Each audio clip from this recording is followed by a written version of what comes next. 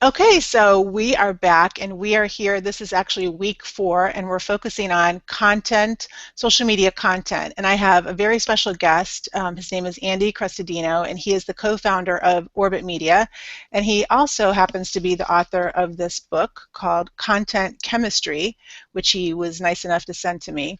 Andy speaks at conferences all over the United States, probably internationally. I'm going to hand it over to him and let him tell you a little bit more about his background, and then we're going to dig into social media content. So, Andy, over to you. Thanks, Lisa. Honored to be here. So I'm Generation X. So I was born into a world without the internet, and like everyone my age and older, we are all self-taught. Uh, so we started doing interactive and doing web as personal projects in the late 90s. Started doing websites for clients in January of 2000, and so after it's been like 15 years of doing just literally more than 1,000 projects. Um, we were doing content marketing and blogging back before it was really called that. This has been 7 years of blogging and email marketing. If you go back to search engine optimization and analytics, that's more like 15 years. So I've done this a long time, have been teaching it for a long time. It's really fun. We're more of a web design company than a marketing company, but I just love to share my favorite tricks and show people how it works and connect lots of dots and pass along the most practical, actionable ways that I know to do great marketing. And when we talk about great marketing, that brings us to social media when it comes to marketing and social media content, and that's our focus this week. So, Andy, you wrote the book on content chemistry, and whether we're talking about social media or we're talking about search, everybody, this coined phrase that content is king. So, what's the big deal when it comes to content and when it comes to social media content, and why does everybody say content is king? Yeah, well, if social media is a dialogue, I mean, you need to have a topic. Social media is a place. You need to have context. So without content, there is not much to be social about. I mean, the difference between social media and social media marketing is content, right? We have to have something to share, something to talk about, something that we like. So basically, content is kind of ground zero for all social media activity. It's sort of the topics around which you do networking and you do promotion. So I'm not sure you really could do social media without some form of content. Otherwise, what would it be? What would your stream look like? What would you be sharing? There would be no links or images or messaging. Social media is content. Good point. So we're here today talking about social media management with the students. And when it comes to social media and content, what are the various types of content, if you're a social media manager, that you should be looking to possibly publish? Well, posts and tweets and anything that's in social media is content. In micro blogging, it's tiny bits of content. All those things are actually content. But the bigger context and the larger body of work that you tend to be promoting would often be blog posts, videos, podcasts, infographics. We're making content right now. Live events are a form of content. The book is a form of content.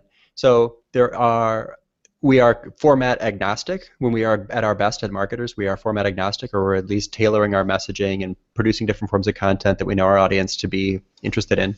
And then we're sharing that through social, which is kind of creating an echo chamber of topics and dialogue. And here we made something, and we're talking to someone about it there, and now they're talking back to us. So we use all those different formats and all that different content as just kind of a way to put some gas in the tank and give us something to talk about when we're online being social.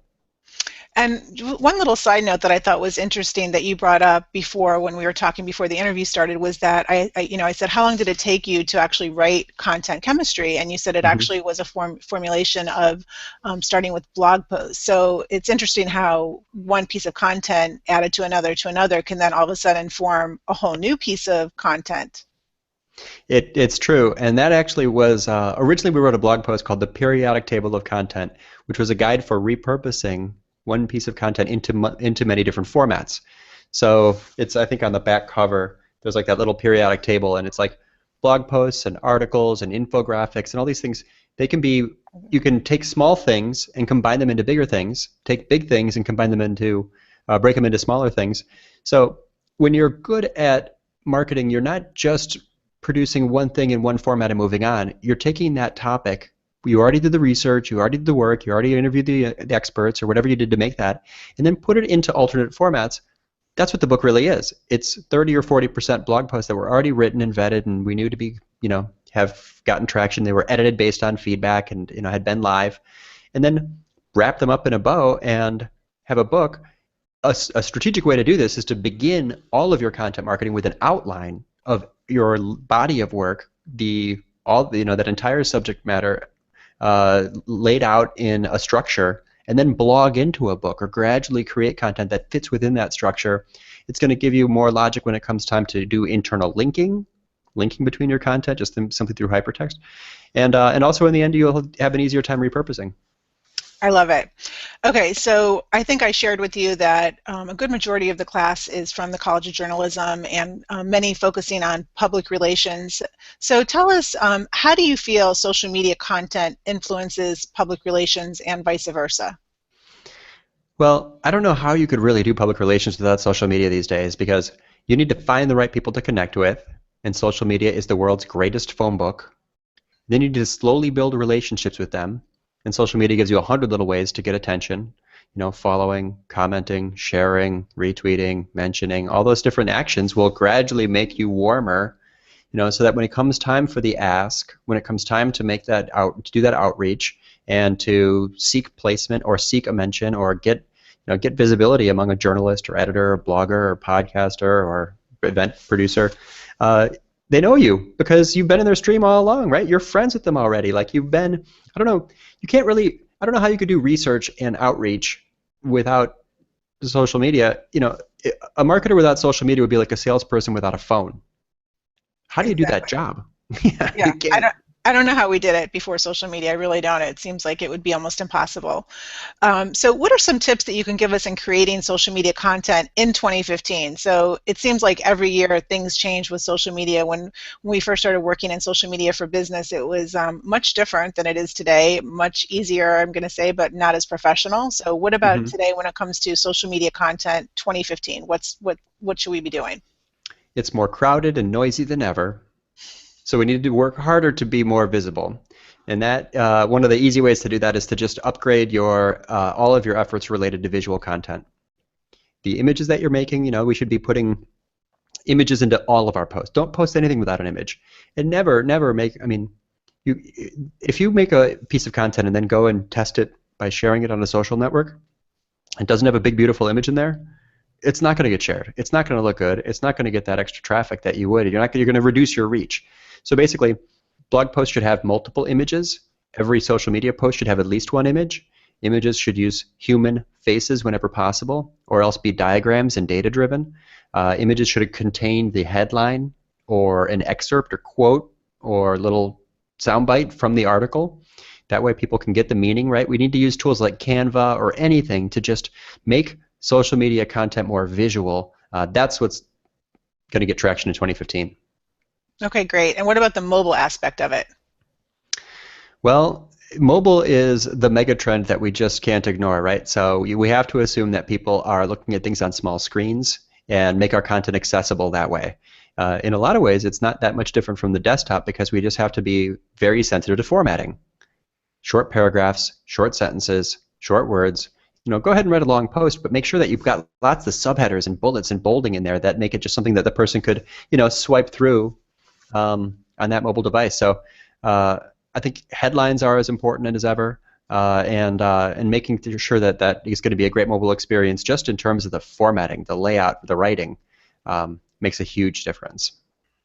Okay, and speaking of headlines, so what are some tips that you can give us when it comes to headlines and then also captions? So with Instagram, it could take me sometimes 20 minutes to publish something on Instagram because I want to think of the best caption with the right hashtags. What are some of your tips? Well, Lisa, you brought up a great example because what is a headline? A headline could be an Instagram caption, it could be a tweet, it could be the top of a post, it could be an H1 tag on a web page, it could be a title tag for SEO. A headline is really something that a subject line for email. These are all headlines basically. I'm not sure what a headline really is. It's a header in many possible places and should be tailored for different places. Like you mentioned, Instagram gets hashtags. headlines that are as title tags should be limited to 55 characters, or Google will truncate them. So there's different uses. Generally speaking, we cannot use clever headlines the way that journalists used to do. We have to write clear headlines because your headline is going to be competing for attention in a massive, fast-flowing stream of content in an inbox or a social media stream. So that means being explicit. I noticed, of course, we all did that movie trailers are now like 10 minutes long. They do that because they want to tell you what the movie's all about, because you're more likely to see it if you have more information about it. The risk of not liking it is lower. In the same way, headlines need to be very specific, very benefit-driven, and be, in many cases, just more descriptive, right? Put, unless it's the title tag, don't worry about length, and make sure that the benefit is obvious. What is the reader going to get? Beyond that, the really effective BuzzFeed and Upworthy style headlines are those that leave a curiosity gap. You won't believe what happened when this baby stuck his finger in his sister's ear, like whatever weird thing. Like these headlines that just make you wonder. Like I can't, one of the most successful headlines last year was like 9 out of 10 Americans are totally oblivious to this mind-blowing fact. Didn't your brain just go nuts? You want to know what it is, right? Right. Yeah, that was one of the most shared articles on BuzzFeed last year. So leave a curiosity gap, or be super specific and be benefit-driven. But beyond that, of course, numbers stand out in a line of text. Use numbered headlines, write list posts. The word "you" is very powerful. Question marks are very powerful. Headlines that are cut into 2 headlines through a colon or a dash. You can separate. You can basically put 2 headlines into one. Like I wrote a post called "How to Write Headlines: 7 Tips for Getting Clicked." That's like 2 headlines, right? You can kind of, the colon or the punctuation in the middle allows you to double down. All those are good best practices, and there's data behind every recommendation I'm making. Okay, great. Well, I know, Andy, you said that you would give us a chapter out of your book that I could share with the class, so I'll put that in a PDF and share that. And included in that will be the criteria when it comes, what's important criteria when it comes to content, and just a few of those things that you mentioned: physical, emotional, kind of creating that, if you want to talk to that, very quickly, and then just to know that we'll be sharing that in detail. Yeah, you'll get the detailed version, but the bottom line, and you said this too just before we pressed play, we have to be focused on our audience, right? The greatest skill in marketing is empathy. We must be sensitive to our audience. We have to know what they're thinking. Every recommendation we've given, right, is about mobile. They're in a hurry. Pay attention to formatting. Headlines. They don't know if it's good, so give them all the benefits. We have to be empathetic. The key here is empathy. Be sensitive to our audience's mindset. Where are they? What are they looking at? What's their lives like? The more you can get into the hearts and minds and shoes of your audiences, that's the degree to which you'll succeed. So the ultimate trick, and to wrap all that up in the general idea there, is that we have to be totally, just obsessively, Ann Handley says, pathologically empathetic, or else, we're just talking about ourselves, and that's kind of boring. Okay, I just have a couple more questions because we're almost running out of time, and we're talking about social media content, but in your very simplest answer, and I know this could be an all-day conference workshop, but what does social media and search, how do they influence each other? Well, sites that rank high tend to rank high because they have authority. They have authority because people link to them. People link to things because they liked it and they noticed it. And people notice things because it's brought to their attention oftentimes through social media. So that's coming from one direction. To go from the other direction, what a search optimizer has to do is to build relationships with people who create content and make good things visible to them. So what an SEO has to do these days is research by finding bloggers, journalists, editors, podcasters, academic researchers, event directors, and then make friends with them, just like we were talking about. It's basically a PR job, but with sensitivity to the value of links. Make friends with them, network with them, and then invite them to collaborate on your content with the long-term goal of being mentioned and linked to from their content. That's SEO, and you can't do it without doing social media. Okay, maybe we could ask you to come back for the week that we're focusing on SEO. That would Sure. be awesome. So the last question, any advice for future social media managers in this class? Well, one of the biggest gaps is analytics. Anybody that's going to be looking for a job should go ahead and get some basic analytics certification, including the Google Analytics certification. My general advice for anybody who's in school now and will be in the job market soon is to get comfortable talking about and showing evidence of competence in analytics, because that is the number one skill gap and what employers say is missing between their workforce and the needs of their company. So um, yeah, pay attention to the numbers, measure things, prove that you know how to iterate, that you can make decisions based on data. Analytics is not a scoreboard, it's a decision support tool. So show how you can make good decisions from data, and you'll just be a more successful marketer for your own career and for the companies you work with. Andy, I could not agree more, and I want to thank you so much for joining us. So where can our students follow you? Which social network can they follow you on? Google Plus, we're here in Google Plus, also LinkedIn and Twitter. Um, I'm not really on Facebook very much, but most of my best content's on the blog, so orbitmedia.com/blog. But anyone's welcome to reach out anytime for any reason. I love to collaborate, and I'm happy to help anyone however I can. Great, Andy. So you are at Crestodino on At, Twitter? yep, at Crestodina, Crestodina. That's my last name. So if you search for content chemistry, or you can find me on Amazon, or you can find me in all these places. But on Twitter, I am at Crestodina. That's my last name. Perfect. Okay, Andy, thank you so much for joining us, and everybody have a great week. My pleasure. Thank you. Bye.